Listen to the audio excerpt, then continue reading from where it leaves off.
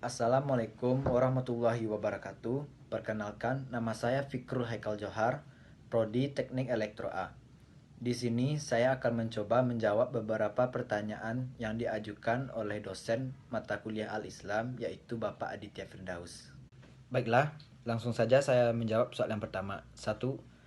Apa relevansi mata kuliah Al-Islam dengan disiplin keilmuan saya di Fakultas Teknik?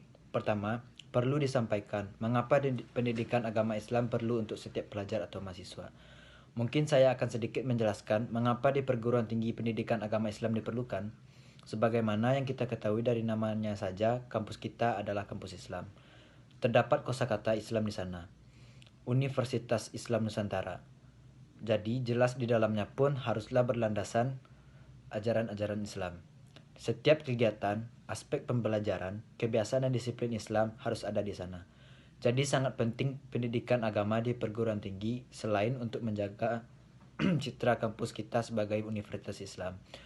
Alasan mengapa pendidikan agama Islam masih tetap ada di perguruan tinggi karena untuk memberikan landasan pengembangan karakter atau kepribadian mahasiswa agar menjadi kaum intelektual yang senantiasa menerapkan nilai-nilai Islam dalam dirinya. Menjadi kaum intelektual yang senantiasa beriman kepada Allah Subhanahu wa taala sebagai Tuhan yang Maha Esa, memiliki budi pekerti yang baik dan mampu berpikir kritis dan bersikap rasional. Mengenai relevansi atau hubungan matkul al-Islam dengan disiplin keilmuan di Fakultas Teknik, jelas sangat berkaitan karena disebutkan dalam visi misi Fakultas Teknik Uninus. Dalam visinya disebutkan Fakultas Teknik mempunyai visi menjadi. Terus saya akan menyertakan kontribusi saya sebagai pendidik untuk mewujudkan agama Islam di kampus ini. Kontribusi saya seperti saya akan membantu di bidang kelistrikan ketika ada acara pengajian ataupun acara keislaman sebagainya. Saya siap membantu ketika ada masalah di bidang listrik. Soal nomor 2. Gimana sih asal-usul manusia menurut Al-Quran dan menurut para ilmuwan? Mengenai manusia dan penciptaan manusia, disebutkan dalam Al-Quran salah satunya terdapat Quran Surat Al-Baqarah ayat 30. Di sana disebutkan bahwa Allah ingin menjadikan khalifah di bumi. Inilah awal penyebab penciptaan manusia sekaligus menjawab pertanyaan potensi dan hakikat manusia, bahwa manusia akan menjadi seorang pemimpin atau khalifah. Selain itu terdapat potensi dasar berupa jasmani, seperti pendengaran, penglihatan, dan sebagainya. Pengembangan akal seperti yang kita ketahui bahwa Allah menciptakan manusia sebagai makhluk yang diberikan akal. Kembali kepada penciptaan manusia, kita ketahui bersama manusia pertama di muka bumi adalah Nabi Adam alaihissalam. Disebutkan dalam hadis riwayat Abu Dawud, Allah menciptakan Nabi Adam dari segenggam tanah.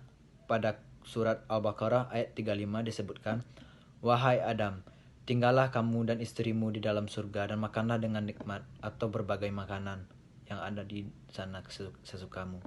Tetapi janganlah kamu dekati pohon ini, nanti kamu termasuk orang-orang yang zalim." Jadi memang pada awalnya Nabi Adam tinggal di surga dengan istrinya Siti Hawa dengan syarat mereka sekali-kali tidak boleh mendekati pohon yang ada di surga. Periodisasi kehidupan manusia ada 4, yaitu kehidupan dalam kandungan, kehidupan di dunia, kematian dan kehidupan kembali terakhir kehidupan akhirat. Teori pendidikan yang menyikapi asal-usul manusia menurut para ahli yang pernah saya baca, asal-usul penciptaan manusia yaitu evolusi, kebanyakan kata yang digunakan.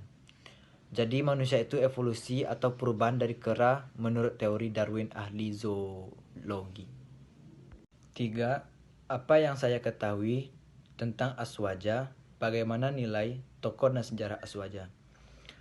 Aswaja atau ahli sunnah wal jamaah berasal dari 3 suku kata, yaitu ahlun, as-sunnah, dan wal jamaah. Aswaja lahir sebagai respon atau munculnya kelompok-kelompok ekstrim dalam memahami dalil-dalil agama pada abad ketiga. Diawali dari pertikaian politik antara Ali bin Abi Thalib dengan Muawiyah bin Abu Sofyan membuat pendukung Ali terpecah menjadi dua kubu, Khawarij dan Syiah. Golongan Syiah terbagi chaos politik pada umat Islam menyebabkan munculnya kelompok ekstrem lain seperti Khawarij dan Syiah. Pada awal abad ketiga, muncul kelompok Mujriyah yang berpendapat bahwa dalam persoalan tahkim, tidak ada pihak yang berdosa. Kemudian lahir aliran Jabariyah atau fatalisme yang berpendapat perbuatan manusia diciptakan oleh Tuhan, manusia tak lebih laksana wayang yang digerakkan dalang. Dan aliran Qadariyah yang beranggapan sebaliknya dari Jabariyah, bahwa manusia sendirilah yang menciptakan perbuatannya. Berikutnya muncul aliran Mu'tazilah. Menurutnya, bila Allah memiliki sifat berarti nomor 4. Apakah saya sudah beraswaja? Bagaimana ciri-ciri orang yang beraswaja? Buktikan. Dilihat dari aspek poin nomor 3, ciri-ciri orang yang beraswaja yaitu memiliki 4 aspek nilai-nilai aswaja. Yang pertama, tawassut.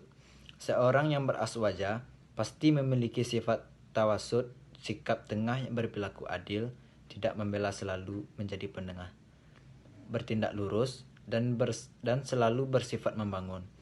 Kedua, tawazun. Dalam menghadapi persoalan untuk mencetuskan sebuah keputusan, seorang aswaja pasti mempertimbangkan dengan matang. Dan orang beraswaja ini pasti sangat erat dengan peraturan waktu untuk mencapai tujuan yang akan dicapai. Ketiga, tasamuh. Orang yang beraswaja pasti memiliki sikap tasamuh atau toleran terhadap perbedaan dalam agama, pemikiran, keyakinan, sosial kemasyarakatan, budaya, dan yang lainnya. Keempat, iktidal. Sikap ini pasti dimiliki orang yang beraswaja. Dia pasti adil dalam menyikapi hak dan kewajiban, tidak memberatkan dalam persoalan ataupun masalah tertentu. Dalam pertanyaannya sebelumnya, apakah saya sudah beraswaja dan berikan buktinya? Untuk penilaian diri sendiri, saya tidak bias ataupun tidak tahu apakah saya sudah beraswaja atau belum, karena penilaian harus berkaitan dengan orang yang bersangkutan seperti keluarga dan teman. Tapi nomor 5, setelah manusia meninggal secara jasad, jelaskan proses perjalanan manusia setelah kematian sampai ke surga atau neraka. 1. Alam barzah. Setelah meninggal, manusia akan berpindah ke alam barzah sampai hari akhir datang. 2. Hari kebangkitan. Ditandai dengan tiupan sangkakala. Tiupan pertama sebagai titik mula terjadinya kiamat yang membinasakan semua makhluk. Lalu tiupan kedua, manusia tanpa terkecuali akan dibangkitkan kembali. 3. Padang mahsyar. Di padang mahsyar, semua manusia akan diadili bergantung pada amal perbuatannya masing-masing. 4. Yaumul mizan. Amal manusia mulai ditimbang amalnya. Jika lebih berat amal baiknya, maka akan mendapat keselamatan. Begitu pula sebaliknya. 5. Yaumul hisab. Pada tahap ini, seluruh manusia akan dihitung. 6. Jembatan Syiratal Mustaqim. Dan ketujuh, surga ataupun neraka. Sekian dan terima kasih. Mohon maaf apabila banyak kesalahan, karena kesempurnaan hanya milik Allah semata. Wassalamualaikum warahmatullahi wabarakatuh.